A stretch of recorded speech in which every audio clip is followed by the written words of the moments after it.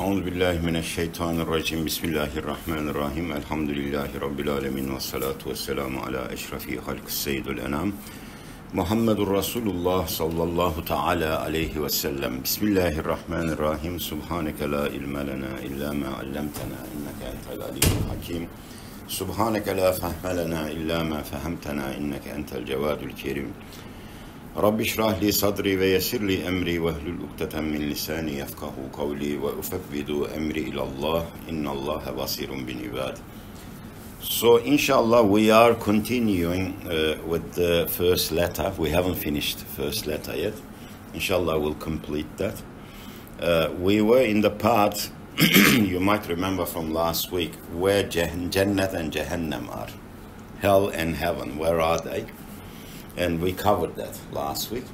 But there was one paragraph left, two paragraphs actually left from that part. I will complete that part so that we don't miss anything, inshallah. In short, paradise and hell are the two fruits of a branch of the tree of creation. So, Jannah and Jahannam are the two fruits of the branch of the tree of creation. So I remember scholars like Rumi also likens the universe to a tree as well. So here Bediüzzaman Said Nursi says that universe is like the tree of creation, and Jannat and Jahannam, hell and paradise, are the fruits of this tree, which stretches out towards eternity. So the tree stretches out toward eternity. The fruit's place is at the branch's tip,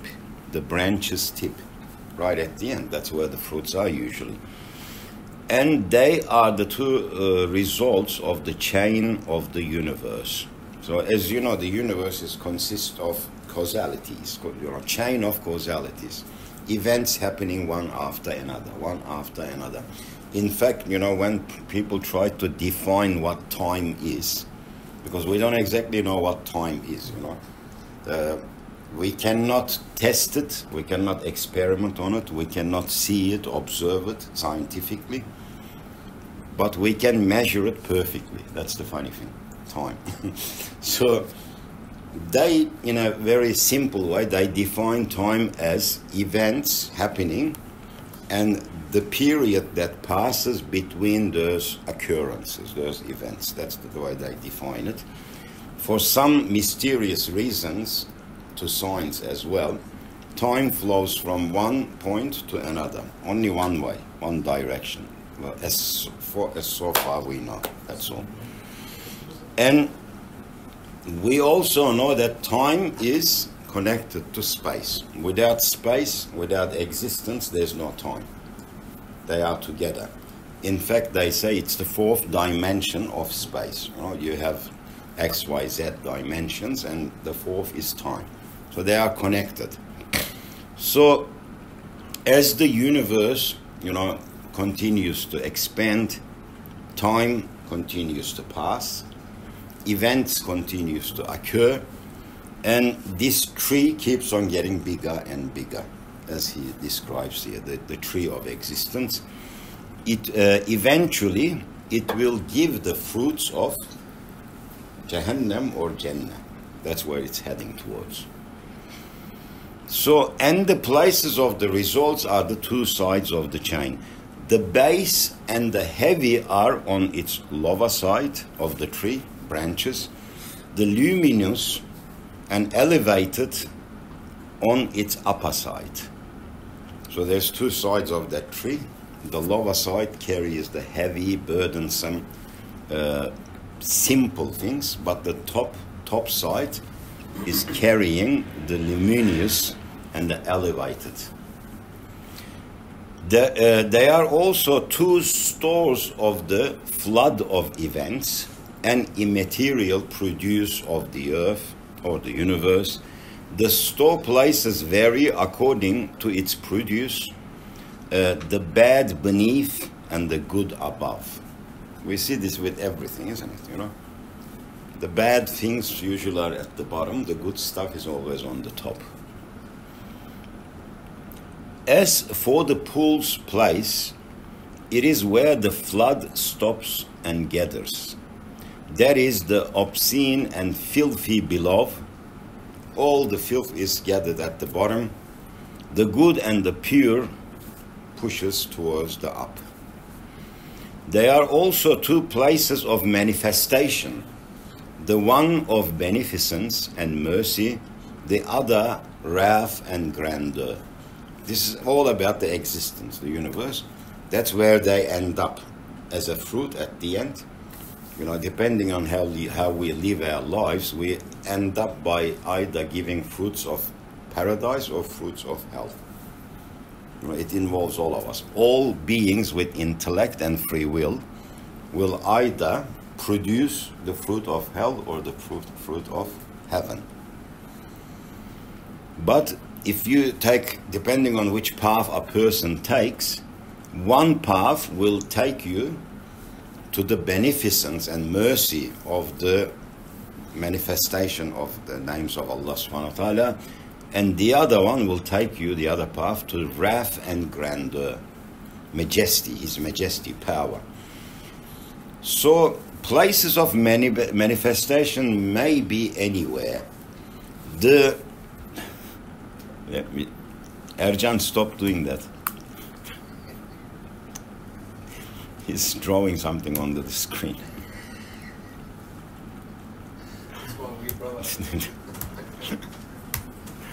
Oh no.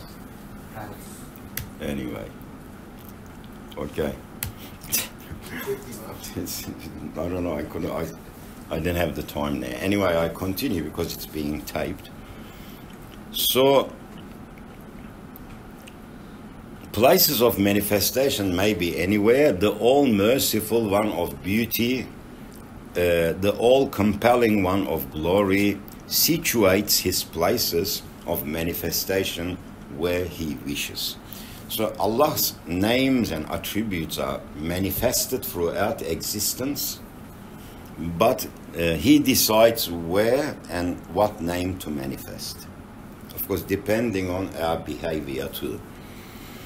As for the existence of paradise and hell, they have been proved conclusively in the 10th and 28th and 29th words. We did some parts of the words, you might remember. Here we only say this, the existence of the fruit is as definite and certain as existence of the branch. The result is as definite as the chain, the store as the produce, the pool as the river, and the places of manifestation are as definite and certain as the existence of mercy and wrath. It's logical, isn't it? So if there is a tree there, that means there's a fruit there. All trees have fruit, but different types of fruits. And if there is a manifestation, then there is a result there. If there's a chain reaction, there must be an end there. So it's always something is produced as a result of something. And this universe, this life, will certainly at the end produce either Jannat or Jahannam. It will result in that. The fourth question is, passing majazi love for things, this is completely a different topic he goes in here, can be transformed into true love. So can the passing love most people have for this world be transformed into a true love? So the term here, they translated it into English as passing, majaz. Majaz really means not real, not authentic. It's more like metaphor. That's what it means, metaphoric love. And human beings have love. They love things, you know. They love their partners, they love their mothers, fathers, the world, money, cars, house, many things, fame. There's many things that human beings love. And they are saying here, the people who are asking the question, all of these things are majas, they are not true love. Why? Because no human being will truly love something that is not eternal. If you're going to lose something, if it's not eternal, you cannot have true love towards it. You know what I mean? If somebody give you a Ferrari and said, here, drive this for 2 days, and then I'll take it back, you're not going to fall in love. Because you know it's not yours. It's going to be taken back from you. That is metaphoric love. It's not real. The world is like that too, including your children, your wives, your families. They are all majas, because they are going to go. Either they will go or you will go. So they cannot be true love. So they are asking, this majaz love, metaphoric love, can it be transformed into a true love? The answer is yes. If a person who loves with metaphoric love, the transitory face of this world, sees the ugliness of the decline and the transience, fleetingness on the face, and turns away from it. Yeah? Whether you want it or not, eventually you will turn away from this world, because you know it's transient. Nothing is forever in this world. You don't keep nothing, no matter how valuable it is, no matter how much you think you love it, you're not gonna hang on to it for eternity. It will be taken away from you. So it is metaphoric. And when something is taken away from you, that thing that you thought it was love, it will turn into a hatred. Why was it taken away from you? Because it's transient. So if this person searches for an immortal love or immortal beloved, and is successful in seeing the world's other two beautiful faces, which is of being a mirror to the divine names and the tillage of the hereafter, meaning that the world has 3 faces, 3 facets. One is the face that it looks at itself, which is material, and material things don't last. They always pass. Even the most beautiful things that you enjoy and taste, they are very quick, very brief, and they're passing. They are never ongoing, continuous. And that is one face. And that face is not the real face. That is the fleeting face. The other face of the earth is, it is like a huge exhibition place, like a mirrors, full of mirrors, where the names of Allah subhanahu wa ta'ala, God Almighty, are manifested. That is the other part of it. That's how it gains, importance. The earth, the world gains importance because they are manifesting. Everything is manifesting or reflecting the names of Allah subhanahu wa ta'ala. Just as, if somebody does some scratches or something on a piece of paper, it will have no value. The only value will be the value of that paper and the ink on it, that's all. Maybe a few cents, that's all. That is the maximum value. But if someone like Leonardo da Vinci does something on it, it'll worth $50 million, $100 million. So what makes the paper or the canvas valuable is the artist, not the canvas. It's the artist, isn't it? So here, what makes the world valuable is the artist, the grand artist. It is Allah, because He is the artist, He is the designer. So that is one face of it, the second face. And the third face, he says, this world is a tillage of the hereafter, meaning like a farming ground for ahiret, for life after death. Whatever you plant here and you look after it, you give it water, you give it sun, you give it whatever it's necessary, it will grow fruits, plants for the hereafter. You will harvest it there. So that face of the world has a value too, because it's not temporal. You know that you're going to get something out of it, a result out of it. So the illicit passing love, so it means illicit and metaphorical love, not true love, then starts to be transformed into true love when you look at the world from this perspective. But on one condition, that the person does not confuse with the outside world his own inner fleeting and unstable world, which is bound to his life, which is limited to his life. You might remember Bediüzzaman Said Nursi gives this example. I don't know if it's on this part, but he says every human being have their own worlds. You know, when we say world, this is my world, we're not really talking about the world we are on. We're talking about our own worlds. And all of us individually, we have our own worlds.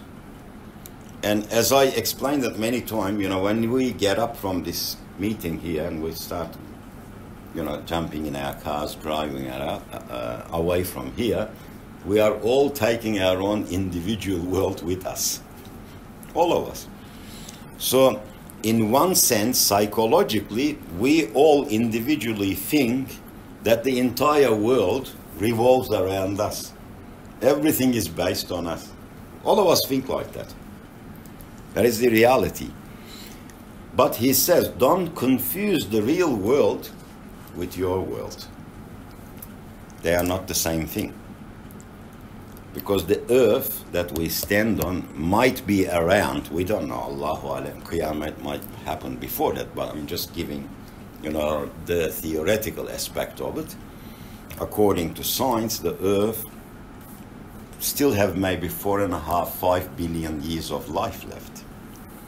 But our life, 60, 70 years later, none of us might be around. 80 years later, there's younger ones here, but 80 years later, guaranteed none of us will be around. Everyone here will be under the ground. Everyone here will be under the ground. And this place is still around. This room will be filled with some other people. They will be talking about the similar things, and we will be gone. We'll be under the ground. So that is our world. And he explains this. I explained this a few times in Jummah too. And Bediüzzaman explained this with an analogy. He says that if you take a piece of mirror in your hand and hold it towards the city, you will see that a small city will appear in the mirror. Yeah? If you shake the mirror and you look into the mirror, you will think that the city in the mirror is going through an earthquake, tremors. It will move like this. But the real city, nothing will happen to it. Yeah? And if you drop the mirror, the city in the mirror will go to pieces. Yeah? It's the reality. So he says that mirror is yourself. That's us. The mirror is us. And we're reflecting the world. That's why we say we all have this world, our own worlds. But when something happens to us, something bad, some illness, some other things, and we get harmed, only our world gets damaged, not the real world. The real world continues. And when we die, our mirror is shattered. We go into pieces. The real world continues to exist. So we should be careful that we don't confuse our own worlds with the real world. So the existence of the real world does not depend on our existence. It does not. So if, like the people of misguidance and heedlessness, one or a person forgets himself or herself, plunges into the outside world, supposing the general world to be his or her private world, and starts falling in love with it, he or she will fall into the swamp of nature and drown. And drown. Nobody owns the world, and nobody, from a human perspective, nobody has ever owned it. If you look at back in history, there were people like the Pharaoh, the Pharaoh of Egypt. He used to come out and say, "Am I not your greatest Lord?" He used to think that he's God. And then when they, asked him, God creates, gives life, and God takes life. He would call two of his servants, he would kill one of them and say, "There you go, I took life too." And he would say to the other one, "I'm letting you go, there you go. I gave life too." He thought he was God. Imagine that. Why? Because of his arrogance, because of his power. He had everything under him. Everything was under him. What happened to him at the end? The Pharaoh of Moses, one small fly went into his nose. It started eating away towards his brain. Yeah. He used to get people to hit him on the head with hammers because of the severe pains he had, headaches. What happened to him? He went. He's gone. Many others went like that too. And it's not only pharaohs, even believers, it doesn't matter. Prophet Sulaiman alayhi salam, probably one of the most powerful men in history. Prophet Sulaiman. He was quite unique. Allah gave him these unique things, unique power. He was a king as well. He's traveling in the middle of the desert, and then he says, "Build a palace here." They build a palace in the middle of the desert. Very quickly, he served. Even the jinns were under his service. And the palace, in the bottom of the palace, the ground, there's glass, and there's water underneath it. There's fish, like an aquarium. Hey? Also animal as well. Everything. And when Queen of Sheba came, the famous, Belkis, as you know, she was shocked when she saw that. I think it's in the verse, she tried to get her dress up, so she didn't want her dress getting wet. But there was a glass there, she was walking on that. So much power. Sulaiman traveled through air at that time. Through air. It's about almost 3,000 years ago. The Quran says. The Quran says he would go to a distance of 1 month. Normally it would take us 1 month. And 1 month back, that's 2 months. Within the same day, he would go and come back. The Quran says, we gave the clouds unto his command. He traveled through air. We don't know what sort of a vehicle he used, but it was some sort of a divine vehicle, we know. So, what happened at the end? Sulaiman died too. So nobody owns this world, no matter how powerful you are, no matter who you think you are. So, for example, if on the 4 walls of this finely decorated room, there are 4 full-length mirrors belonging to the 4 of us. So he's saying there's 4 people, there's a room, and on the walls of the room, like this room, it's full of mirrors. All the sides are mirrors. One would be actually general, and 4 similitudes and personal.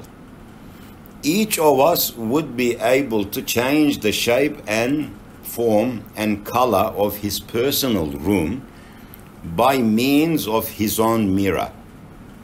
So this mirror belongs to me. So what I do in this mirror, it will affect the entire room, because it is, reflecting onto other mirrors too. And you do the same thing on that wall. You will change the room as well, the color or whatever you're doing, So each of us will be able to change the shape, form, color of our own personal room by means of our mirror. If we were to paint it red, it would appear red. If we were to paint it green, it would appear as green. Likewise, we could alter it by adjusting the mirrors. We could make it ugly, we could make it beautiful, or give it different forms. But we could not easily adjust and change the outer of the room. So it will be illusion only within this room. Outside, we will not be able to change it. While in reality, the general and personal rooms are the same, in practice they are different. In general, the entire world is, we share it, it's all same, but in practice, we make up our own worlds. You could destroy your own room with one finger, but you could not make one stone of the other stir. You will not be able to affect the other ones. Thus, this world is a decorated house. Now he goes to reality. This world we live in is like a decorated house. The life of each of us is a full-length mirror. So we are mirrors in this world.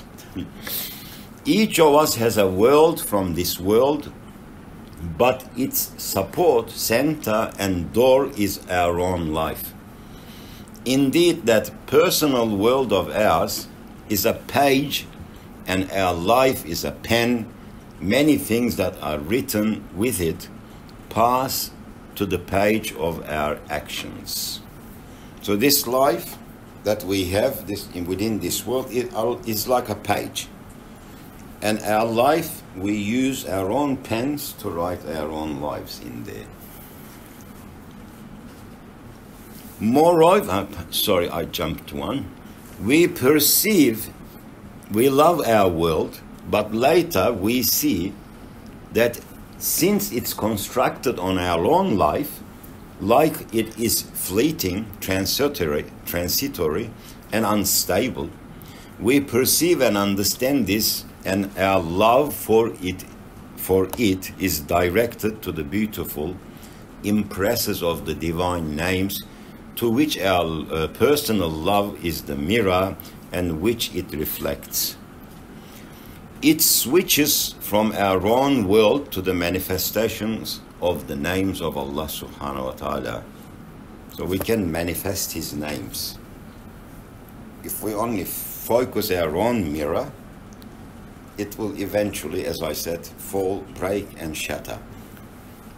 But if we start manifesting His names through our mirrors, by being good, by being kind, by being generous, all of these things, they are all His names. Because His names are eternal, eventually we will be eternal too, because of His names.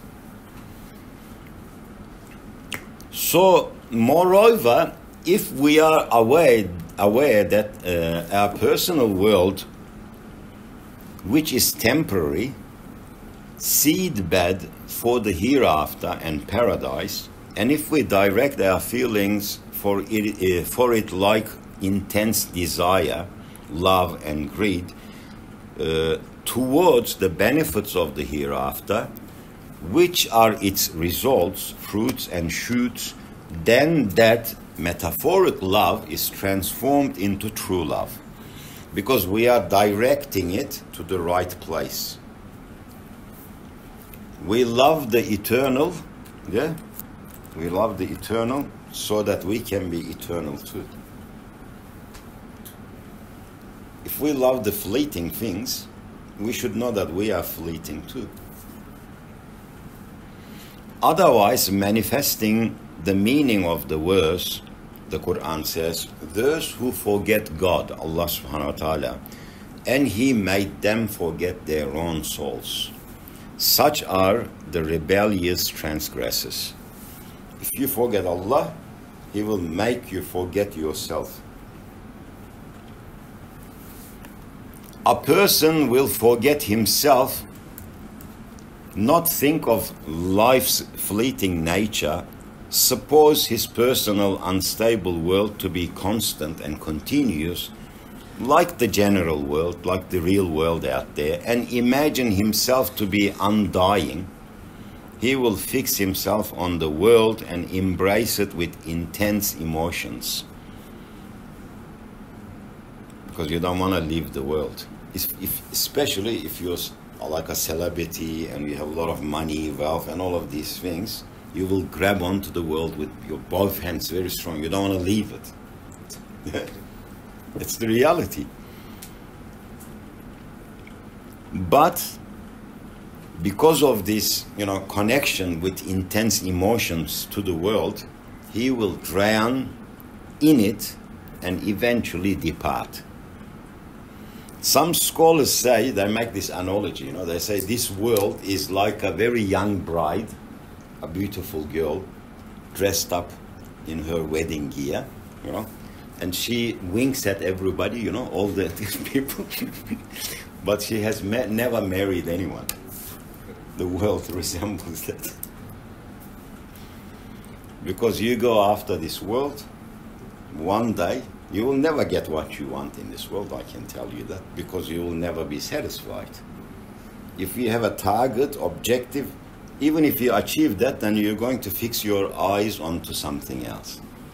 You get that, you're going to be focusing on something else. You will never be satisfied in this world. And one day, time will come while you're chasing still after the world, right? The world will just kick you in the bottom and chuck you in that hole. And it will say, I am finished with you. And that's the real thing that will happen to everyone, isn't it? Yeah. So such love will be boundless torment. Loving the temporal world is a boundless torment, a tribulation for him. For an orphan-like compassion,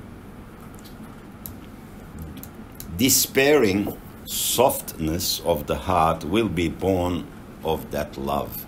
He will pity all living beings. And this is what generally disbelievers do. Because they don't know the hikmat, the wisdom behind whatever happens in life.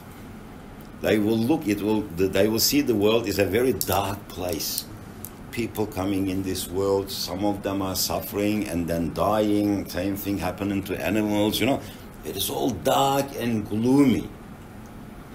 And they have pity for these things, but they can't do nothing about it. Because they don't see the wisdom behind why things happen. Indeed, he will feel sympathy for all the beautiful creatures which suffer and decline eventually. And the pain of separation. People are always getting separated. They die, But he will be able to do nothing. He will suffer in absolute despair. Because there's no belief in life after death.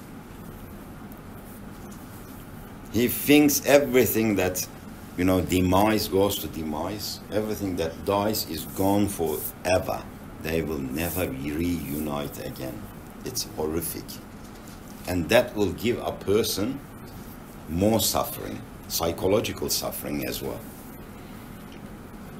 However, the first man who is saved from heedlessness finds an elevated antidote for the pain of that intense compassion. Because every human being have compassion. All of us have it, yeah? Like I used to give examples, if I'm walking next to the beach or something, I see a cat drowning, even if it's winter, I would jump in. I wouldn't let that animal die. It's out of compassion. But we are seeing all of these millions and billions of creatures die all the time. See? So this compassion gives us suffering. It gives us suffering. Unless we know that there is a reason and wisdom behind all of these things. And there is a life after this world, and there will be eternity after this world. So, for the death and decline of all the living beings that he or she pities, he sees that the mirrors of their spirits are immortal, for in them are depicted the perpetual manifestations of the enduring, non-ending names of an ever-enduring one, Allah subhanahu wa ta'ala. So when you look at someone, who's at the end of their life, they're dying, but when you look at them, you consider them as a mirror of Allah subhanahu wa ta'ala. You see that his names are manifesting on that person. You realize that those names are eternal.